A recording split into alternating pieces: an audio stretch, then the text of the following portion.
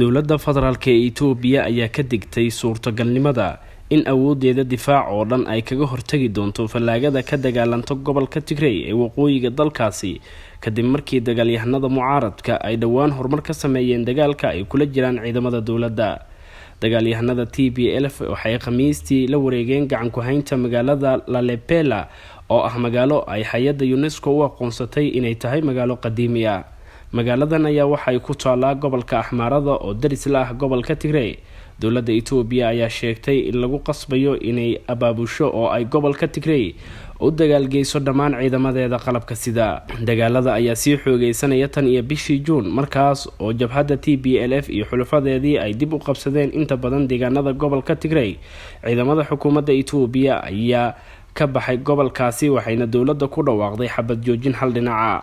si kastaba ahaatee wadooyinkii gargaarka ee lagu tagay jiray Tigray ayaa la xanibay. mas'uuliyiintana waxay abaabulayeen dagaalyahano iyadoo dadka dalka oo dhan lagu dhiirigelinayay inay isqoraan si looga hortago ciidamada TPLF.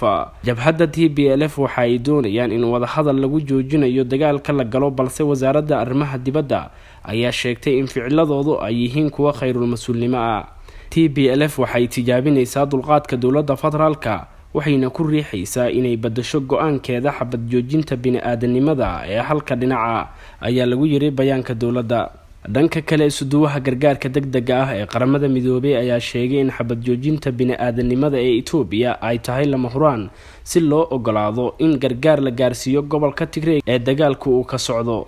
8 bilood ayaa laga joogaa markii ra'iisul wasaaraha dalka Itoobiya Abiy Ahmed uu ku dhawaaqay in la soo afjaray dagaalka Tigray kadib markii ciidamada federaalka ay la wareegeen caasimadda gobolkaasi ee Maqale 28 bishii November 2020.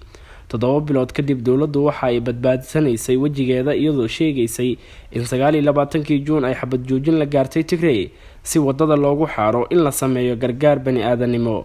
hal maalin kadib generaal ka tirsan militariga ayaa laga soo xigtay isaga oo sheegaya in Maqale ay noqotay meel aan tabar loo heli karin. hase yeeshee xabad joojintii waxaa la shaaciyay hal maalin kadib markii warbaahinta maxalliga ah iyo kuwa dibadduba ay xaqiijiyeen in xogaga fallaagadu ay dib u qabsadeen magaalada Maqale. markii ay fallaagadu guulaha gaareen waxaa bilowday in gobolada kale ee Itoobiya ay ciidamo u diraan jiida hore ee dagaalka si ay uga barbar dagaalamaan militariga federaalka. kumanaan dhalinyaro ah oo iskood isku xilqaamay ayaa tagay xeryaha tababarka militariga ee dowladda kadib markii Abiy Ahmed uu ka codsaday shacabka inay garab siiyaan militariga qaranka. barasaabka gobolka Axmaarada Agegnehu Tashagar ayaa qudhiisa dhalinyarada gobolka ka dalbaday inay militariga ku caawiyaan dagaalka ay kula jiraan fallaagada.